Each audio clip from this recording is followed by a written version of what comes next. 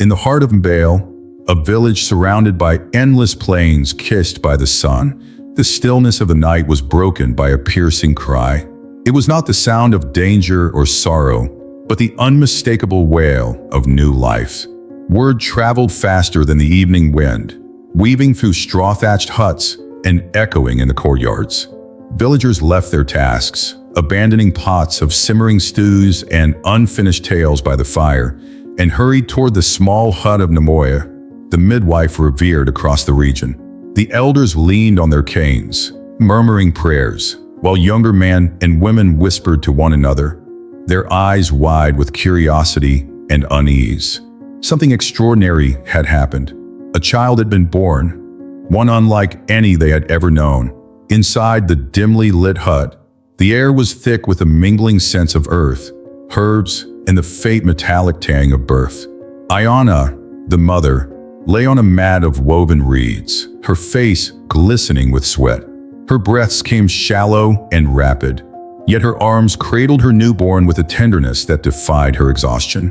The baby, wrapped tightly in a cloth of deep ochre, whimpered softly, his tiny hands curling against his chest. But it was not his soft cry or his delicate features that drew gasps from those gathered outside. It was the small, curved horns that crowned his head. Gleaming faintly in the moonlight that filtered through the cracks in the hut, the horns were smooth, almost ethereal, as if carved from polished ivory by unseen hands. Nemoya's voice trembled as she spoke, her words barely audible above the murmurs of those gathered. "Ayana," she began, her gaze shifting between the mother and the child. "He is different. I've never seen anything like this." Her words, though careful, carried an edge of unease. Ayana, however, did not flinch. Her gaze remained fixed on her son, her dark eyes shimmering with a mixture of awe and resolve. She reached out, her fingers brushing over the tiny horns as if to assure herself of their reality. The baby stirred but did not cry, his small face serene under her touch. "I will name him Kosi," Ayana whispered, her voice firm despite the weight of the moment. The name meant king in her native tongue, a declaration of her belief in her child's worth, regardless of the whispers and stares that would undoubtedly follow. Outside, the crowd grew restless. The murmurs transformed into audible debates. Some spoke of omens, their voices tinged with fear. "A child with horns is a curse," an elder declared, leaning heavily on his staff. "It is a sign of misfortune for the entire village." Others spoke of legends passed down through generations. "There is a story," one woman said, her voice quivering, "of children born with horns. They were said to be chosen by the spirits, their fate tied to the land." The village chief, Baba Onyudu, arrived, his tall figure casting a long shadow over the crowd.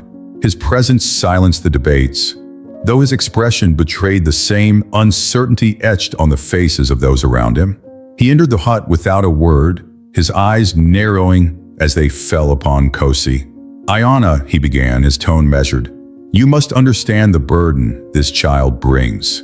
The village will not understand. They will fear him." Ayana lifted her gaze to meet his, her voice steady and unwavering. "He is my son. Whatever burden he carries, I will carry it with him." The chief studied her for a moment before nodding, though his expression did not soften. Outside, the villagers waited, their torches flickering against the darkened sky. As Baba Onyudu emerged, the crowd surged forward with questions, their voices overlapping in a cacophony of fear and speculation. "What will we do?" one man demanded. "Is he a curse or a blessing?" another asked. The chief raised a hand, commanding silence. "The child is under Ayana's protection," he declared, "but we must tread carefully. This is no ordinary birth." Inside the hut, Ayana clutched Nkosi tightly, her heart pounding as the voices outside faded into a low hum. She could feel the weight of their judgment pressing against the thin walls. But as she looked down at her son, his horns gleaming faintly in the dim light, she felt an unshakable resolve take root within her. Whatever the future held, she would fight for him. Her voice was soft but carried the strength of her conviction as she whispered, "Nkosi, you are not a curse. You are my king, and no one will take that from you." The night deepened, but sleep did not come easily to the villagers of Mbale.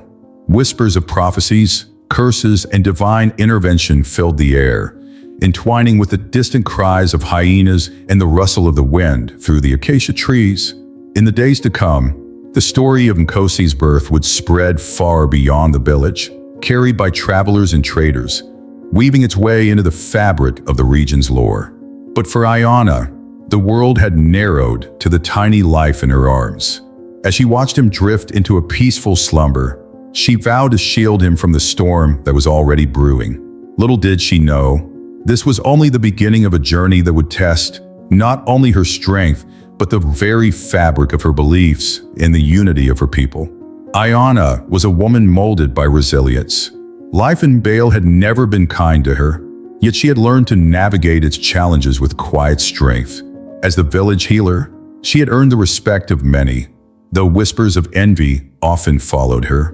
When her husband, Kamari, passed away during a failed hunting expedition, Ayana had taken on the dual roles of provider and protector for herself and the unborn child she carried. Nkosi's arrival, however extraordinary, was not a burden she saw as insurmountable.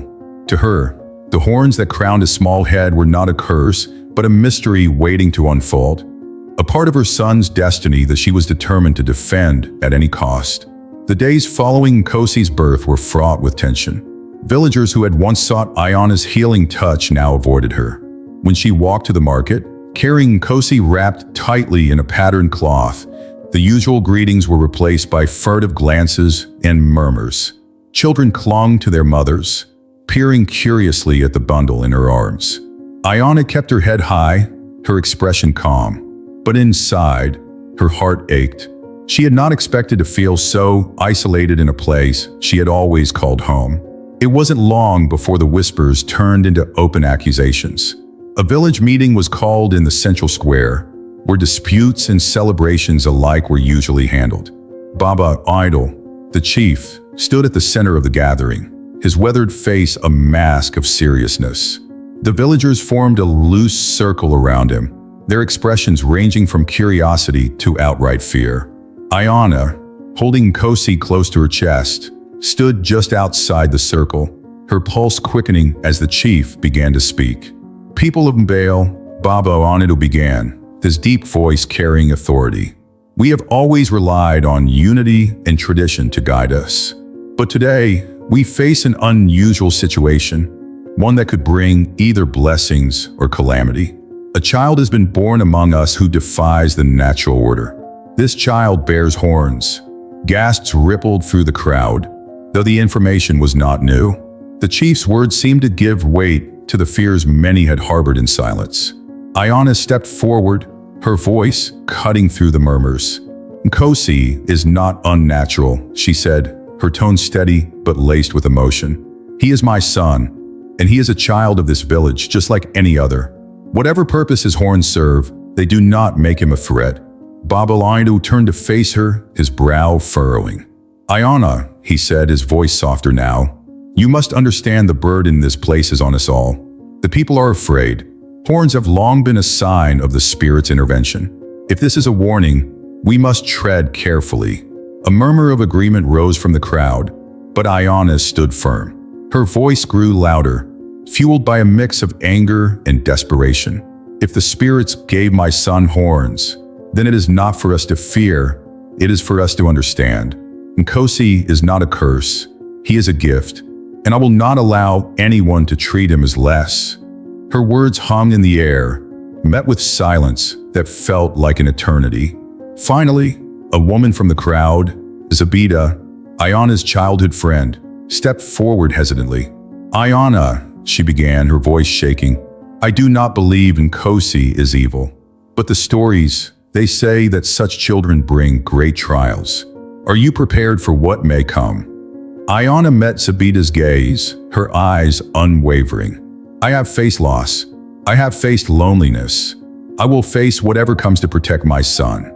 The chief raised his hand, signaling an end to the discussion. The matter is not settled, he said firmly. But for now, Nkosi will remain under Ayana's care. We must observe and prepare, should any signs of misfortune arise. The crowd dispersed slowly, some casting sympathetic glances at Ayana, others avoiding her entirely. As she walked back to her hut, her steps heavy, she felt the weight of their judgment pressing down on her shoulders. But when she looked at Nkosi's face, peaceful in sleep, she knew her resolve would not waver. She would fight for him, even if she had to stand alone. That night, as the village lights dimmed and the sounds of nocturnal creatures filled the air, Ayana sat outside her hut, staring at the stars. Her mind drifted to the stories her grandmother had told her as a child, tales of spirits who walked the earth, choosing individuals to carry out their will. She wondered if Nkosi had been chosen for something beyond her understanding. The thought both comforted and frightened her. But one thing was certain: she would not let fear dictate Nkosi's life. Whatever trials lay ahead, she would face them head-on, armed with nothing but her love for her son and the unshakable belief that he was destined for greatness. Life in Bale became a labyrinth of quiet hostility for Ayana and Nkosi. Each day began with a cautious hope that the villagers' judgment might soften, but the weight of their fear and prejudice only grew heavier with time. Ayana, accustomed to meeting the stares of others with poise, now found herself glancing over her shoulder as she walked the dirt paths of the village. The whispers that once seemed distant were now unmistakable. Children, emboldened by the murmurs of their parents, would point at Nkosi as he passed. Their laughter carried a sting sharper than words, a reminder of how isolated the boy had become in his own home. Nkosi, now 5, was no longer a baby unaware of the world's cruelties. He was curious, perceptive, and increasingly aware of the weight his horns carried in the eyes of others. He spent most of his days in the small garden behind their hut, where Ayana grew herbs for her healing remedies. She tried to teach him about the plants and their uses, hoping to distract him from the rejection he faced. But Nkosi's questions grew more pointed. "Mama, why do they never play with me?" he asked one morning, his small hands tracing the curved horns on his head. Ayana's heart clenched, but she gave him the same reassuring answer she always did. "They just don't understand you, my love. One day, they will see how special you are." That evening, as the sun dipped below the horizon and the sky turned a rich amber, Nkosi returned home from the river with tears streaming down his cheeks. His small frame shook with quiet sobs as he clutched his wooden water pail, now overturned and empty. "Why do they call me a monster, Mama?" he cried, his voice breaking. Ayana knelt before him, her hands trembling as she wiped the tears from his face. She wanted to cry with him, but she couldn't let him see her weakness. "You are not a monster, Nkosi," she said firmly, her voice steady despite the lump in her throat. "You are special. They fear what they don't understand, but you must never let their fear make you doubt who you are." Her words brought a momentary calm to Nkosi, but Ayana knew that words alone could not shield him forever. That night, as Nkosi slept beside her, Ayana sat in the dim light of their hut, her mind racing. She needed answers. Answers that could help her son, that could help her understand why the spirits had marked him so uniquely. She thought of Nyambura, the recluse elder who lived on the outskirts of the great Baobab forest. Nyambura was a figure shrouded in mystery, known for her knowledge of the old ways and the secrets of their ancestors. It was said that she could commune with the spirits and interpret the signs they left behind. The next morning, Ayana made her decision. She packed a small satchel with herbs, water, and dried fruit for the journey. Nkosi watched her curiously as she prepared, sensing the importance of her actions. "Where are we going, Mama?" he asked, his voice filled with the innocent hope of a child seeking adventure. Ayana smiled softly, brushing a hand over his tightly coiled hair. "We're going to visit someone who might have answers about your horns, someone who might help us understand." Nkosi nodded, his curiosity outweighing his fear. The journey to Nyambura's dwelling was long and arduous. The path wound through dense forests, where the chirping of insects and the distant calls of birds created a symphony of life. Nkosi clung to Ayana's hand as they navigated narrow trails and crossed shallow streams. Ayana's mind was a whirlwind of thoughts. She wondered if Nyambura would even agree to see them. The elder had not been seen in the village for years, and her reputation was as much feared as it was respected. But Iona's resolve was unshakable. She would face any challenge if it meant protecting her son. As they approached the edge of the great baobab forest, the air grew heavier, charged with an almost tangible energy.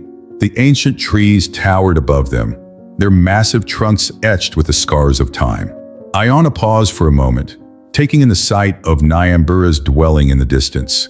A small hut nestled beneath the largest baobab tree, its walls adorned with strings of dried herbs and talismans made of bone and wood.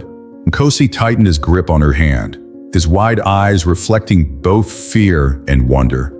Iona took a deep breath and stepped forward, her footsteps firm despite the unease swirling in her chest.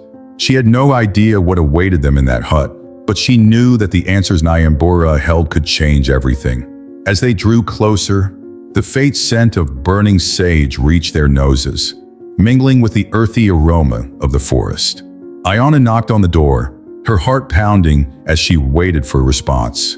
After a long silence, the door creaked open, revealing Nyambura's piercing eyes and a presence that seemed to command the very air around her.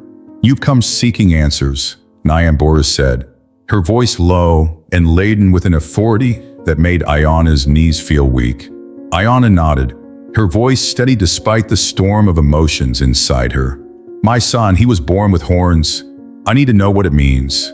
Nyambura's gaze shifted to Nkosi, who stood half-hidden behind his mother. The elder's expression softened, though her eyes remained sharp with curiosity and something Iona couldn't quite name. "Enter," Nyambura said simply, stepping aside to let them in. Iona and Nkosi exchanged a glance before stepping into the hut, their hearts heavy with anticipation. This was only the beginning, and Iona knew that whatever answers lay ahead, they would shape not only Nkosi's future but her own as well.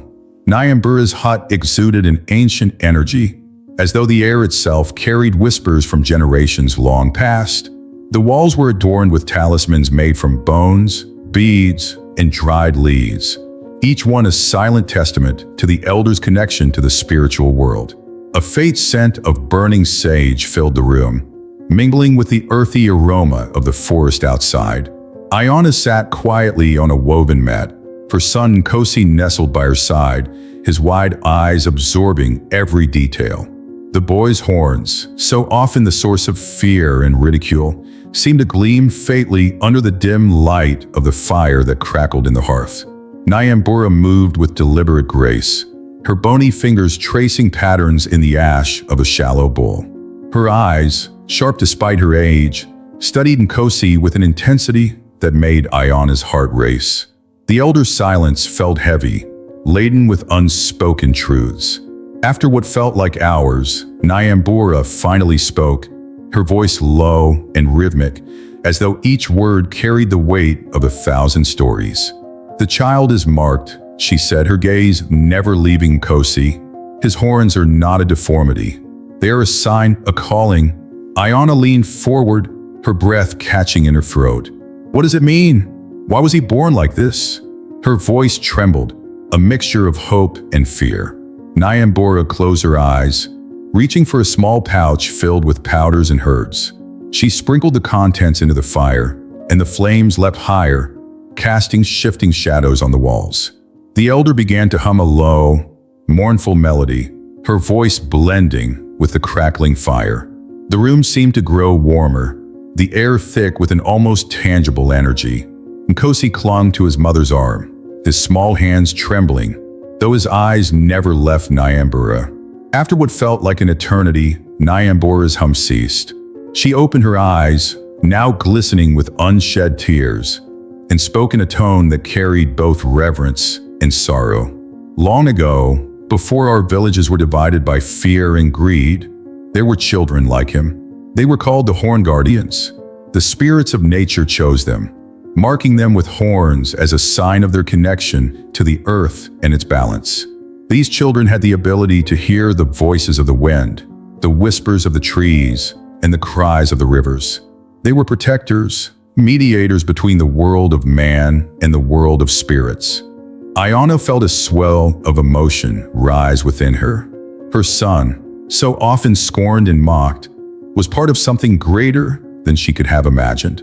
She clutched Nkosi closer, tears streaming down her face as she whispered, "He is not a curse. He is a blessing."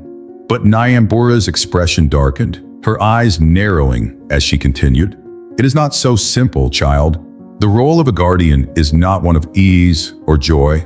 It is a path fraught with trials. Many have failed, and their failure brought ruin to their people." The words hung in the air, heavy with foreboding. Nkosi, who had been silent until now, looked up at Nyambura, his voice small but steady. "What must I do?" The elder's gaze softened, a flicker of admiration passing through her features. "You are brave, little one, but bravery alone will not suffice. To fulfill your destiny, you must journey to the Forbidden Gorge. It is there that the spirits will test you. They will show you your greatest fears and demand that you prove your worth. Only those who pass the test are truly guardians." Iona's heart sank. She had heard of the Forbidden Gorge, a place shrouded in mystery and fear. Few who ventured there ever returned, and those who did spoke of horrors that defied comprehension. "He is just a child," she said, her voice breaking. "How can he face something so dangerous?" Nyambura's gaze shifted to Iona, her expression softening, but remaining firm. "He is more than a child, Iona. The spirits have chosen him, and their will cannot be denied. But he will need your strength, your guidance, to reach the gorge." Iona sat in silence, her mind racing. The thought of sending Nkosi into such peril filled her with dread, but she could not ignore the truth in Nyambura's words. Nkosi's horns, his very existence, were tied to a destiny far greater than she had imagined. She looked down at her son, his small face illuminated by the flickering firelight. Despite her fear, she saw a quiet determination in his eyes, a strength that belied his age. She placed a hand on his shoulder, her voice steady despite the turmoil within her. "If this is the path the spirits have chosen for you, we will face it together." Nyambura nodded, her expression unreadable. She reached for a small amulet made of carved wood and handed it to Nkosi. "This will guide you when the time comes," she said. "But remember, the gorge will test not only your strength but your heart.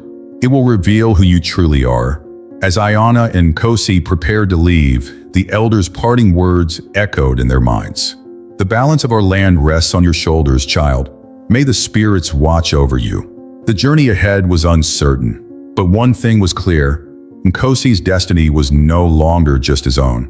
It was tied to the fate of his people, and the trials that awaited him would shape the course of their future. The journey to the Forbidden Gorge was marked by a tension that neither Iona nor Nkosi could ignore. The path wound through dense forests and open plains, each step carrying them closer to a place spoken of only in hushed tones. The air grew colder as they approached, an unnatural chill that seemed to seep into their bones. Iona felt the weight of each step, her heart heavy with fear and resolve. She had prepared herself for this moment, but the sight of the gorge, with its jagged cliffs and swirling mists, threatened to unravel her composure. She wanted to protect Nkosi, to shield him from the dangers that lay ahead, but she knew this was a path he had to walk alone. Nkosi's small hand gripped hers tightly as they reached the edge of the gorge. The ground beneath their feet was cracked and dry, as though life itself had been drained from the land. Whispers filled the air, soft and indistinct, as if carried on an unseen wind. Nkosi looked up at his mother, his wide eyes reflecting a mix of fear and determination. Iona knelt before him, placing her hands on his shoulders. "Nkosi," she said, her voice steady despite the lump in her throat, "you are stronger than you know. Whatever you face in there, remember that you are not alone. The spirits chose you for a reason." Nkosi nodded, his resolve hardening as he stepped forward. The ground seemed to shift beneath him as he entered the gorge, the whispers growing louder, more insistent. Shadows danced along the jagged walls, and the air grew thick with an energy that made his skin prickle. Each step felt heavier than the last, as though unseen hands were pulling him back. He pressed on, his small frame trembling but determined. The mists enveloped him, obscuring the world beyond, and he was left alone with the weight of his fears. The first vision struck with the force of a storm. Nkosi found himself standing in the village square, surrounded by the faces of those who had mocked and shunned him. Their voices rang out, sharp and cruel, calling him a monster, a curse. He reached for them, desperate for connection, but they recoiled, their expressions twisting with fear and disgust.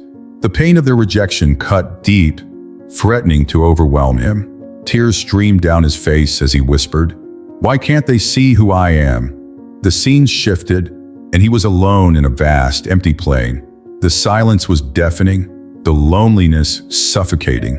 He called out for his mother, for anyone, but his voice echoed back to him, hollow and unanswered. He fell to his knees, the weight of despair pressing down on him. The ground beneath him cracked, threatening to swallow him whole.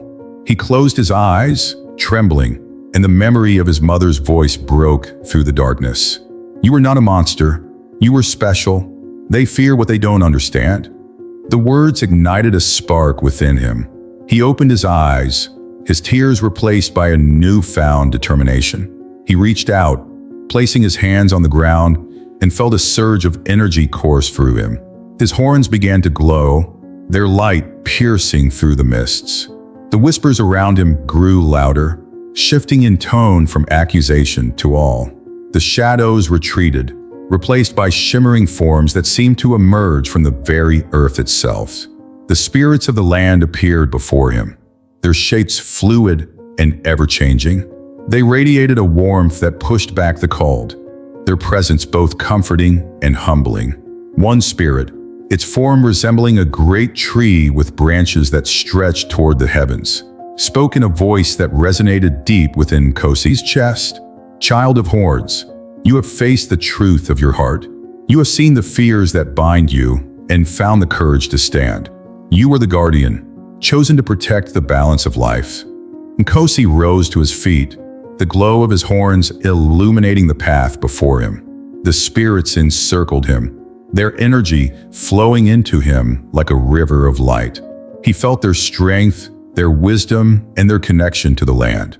The fear that had gripped him moments before was gone, replaced by a sense of purpose that burned brighter than the sun. He bowed his head, his voice steady as he spoke. "I will protect the land. I will honor the spirits." The spirits began to fade, their forms dissolving into the air, but their presence lingered, a part of him now. The mists of the gorge lifted, revealing the path back to where Ayano waited. Nkosi turned, his steps lighter than before, his heart filled with a quiet confidence. He had faced the test and emerged stronger, not just for himself, but for the people who had doubted him. As he walked toward the edge of the gorge, the whispers of the spirits echoed in his mind, a reminder of the journey that lay ahead. The land had chosen him, and he was ready to embrace his destiny. Nkosi emerged from the swirling mists of the forbidden gorge, his steps steady and purposeful. The boy who had entered trembling with fear was no longer the same. His horns, once delicate and pale, now gleamed a radiant gold, catching the first rays of the morning sun as though they were a gift from the heavens themselves. Each step he took resonated with a quiet strength, as if the earth beneath his feet acknowledged the presence of its new guardian. Ayana stood at the edge of the gorge, her hands clasped tightly over her chest, her breath caught in her throat. When her eyes met Nkosi's, she saw not just her son, but the embodiment of a destiny larger than either of them could have imagined. Tears welled in her eyes, spilling over as she whispered his name, a prayer of gratitude and pride. The journey back to Mbale carried a sense of anticipation. As they approached the village, word of Nkosi's return had already spread. The villagers gathered in the square, their faces a mixture of curiosity, awe, and lingering doubt. The sight of Nkosi's golden horn silenced even the most skeptical. Children clung to their mothers, wide-eyed and whispering, while the elders exchanged glances, their wrinkled faces betraying the weight of old legends brought to life. Baba Onyudo, the village chief, stepped forward, his posture stiff but his expression humbled. The tension in the air was thick, an unspoken question lingering among the crowd. Had the boy passed the spirit's test? Iona held Nkosi's hand tightly as they walked into the square. Her heart pounded, not with fear, but with the certainty that this was a moment that would define their place in the village forever. The chief's voice, steady but tinged with emotion, broke the silence. "Nkosi," he began, his words deliberate, "we doubted you. We doubted your mother, and in our doubt, we failed to see what was before us." He paused, his gaze sweeping over the villagers before returning to the boy standing before him. "Forgive us, for we did not recognize the light within you."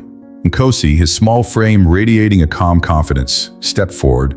His voice, though soft, carried an unmistakable strength. "I am not angry," he said, his words drawing murmurs from the crowd.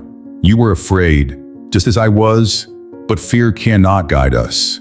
It cannot protect our land." He looked around, meeting the eyes of those who had once scorned him. "We are stronger together. I will protect this village, our people, and the balance of our land. But I cannot do it alone." The weight of his words seemed to ripple through the crowd, breaking the barriers of prejudice and fear that had once held them apart. One by one, the villagers stepped closer, their expressions softening as they took in the sight of the boy who had returned from the Forbidden Gorge not as a curse, but as a blessing. Zabita, Iona's childhood friend who had distanced herself in fear, was the first to kneel before Nkosi. "You are our guardian," she said, her voice thick with emotion. "We will follow your lead." Her gesture sparked a wave of unity, and soon the entire village bowed their heads, acknowledging Nkosi as their protector. The transformation of the village was not immediate, but it was undeniable. The golden horns that had once been a symbol of fear became a beacon of hope. Nkosi's connection to the spirits of the land brought life back to the fields, where crops began to flourish once more. The rivers ran clearer, their waters cool and abundant, as though nature itself had recognized its new guardian. Iona, whose unwavering love and courage had carried her through years of isolation, found herself surrounded by a community that had finally opened its heart to her and her son. She stood tall, her pride in Nkosi matched only by her gratitude for the unity he had restored. Baba Onyudal, once burdened by the weight of his own doubts, became one of Nkosi's greatest supporters. He often sought the boys' counsel, recognizing that wisdom could come from even the smallest among them. The village elders, once divided in their beliefs, began to share the stories of Nkosi's journey as a lesson for future generations.